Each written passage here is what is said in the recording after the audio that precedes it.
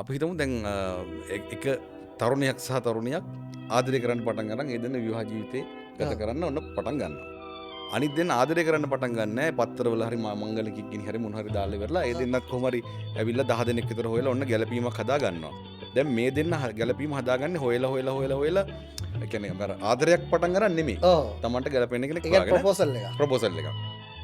මේ දෙන්න කරන්නේ මේ කොහෙන් හරි හම්බ වෙලා දැක්කම තැනකින් කැමති දෙයකට ආදරය ඇති කරලා. ඔය දෙකේම තියෙන ගැළපීම කියන එක යම් කිසි කාලයකදී අඩු වැඩි වශයෙන් පළුදු වෙනවා දෙකම වෙනවා. ඔතනදි මෙහෙම තේරුම් ගැනීම කියන එක නැති වුණොත් අපි කවුරු දැන් අපේ ප්‍රොපෝසල් එකක් කියලා ඒත් අපේ හිතේ අපි හොයන කෙනෙක් ඉන්නවනේ. ඔව්. මේ වගේ වෙන්න ඕන, මෙහෙම කතා කරන්න ඕන, මේ වගේ තියෙන්න අගපස මේ කියලා තියෙන එක එක්කෙනාට විවිධාකාර. සමහර කෙනෙක්ට කැමති අන්ධ කෙනෙක්ට ආදරය. එයාගේ මහිනේ ඒ වගේ කෙනෙක්. ගොළු කෙනෙක් ඉන්න පුළුවන්. අත සමහර ඉන්නවනේ මිනිස්සු අතපය නැති කට්ටියට ආදරය ඇති වෙනවා. ඒක එක එක්කෙනාට පෞද්ගලිකයි. එතකොට ඒ වුණත් අර සංකල්ප ලෝකෙ දිහා බලාගෙන තමයි අරයත් එක්ක කතා කරන්නේ.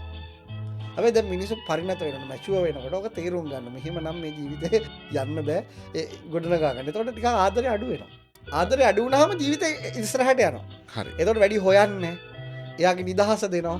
දැන් ඒක නිසානේ මට මතකයි බන්දු සමරසිංහ කියන හරි ලස්සන කතාවක්. එතුමා කියනවා මම මගේ වයිෆ්ට ලව් කරේ අවුරුද්දයි. හැබැයි මගේ කසාද ජීවිතය අවුරුදු 35 40ක් දෙනවා තාම ඉන්නවා. තාම ඒ ගෑණි තමයි ඉන්නේ. ඇයි දැන් අවුරුද්දෙන් පස්සේ ලව් එක අතහැරිය නැත්නම් යන්න බෑ. යන්න බෑ. ඔව්.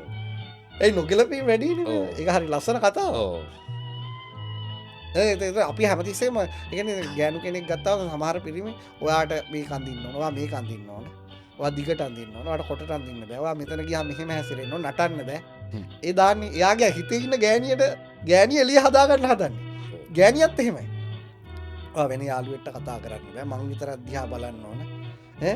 එතකොට මේ මොන කන්න බැරුණ මගේ කෑම තමයි රහ. ඒ ටික කියන්න ඕන. ඒ නිසා සමහර තාත්තලා කියන්නේ කොච්චර කන්න බැරුණා රහයි කියපොත්. ඔය ජීවිතේ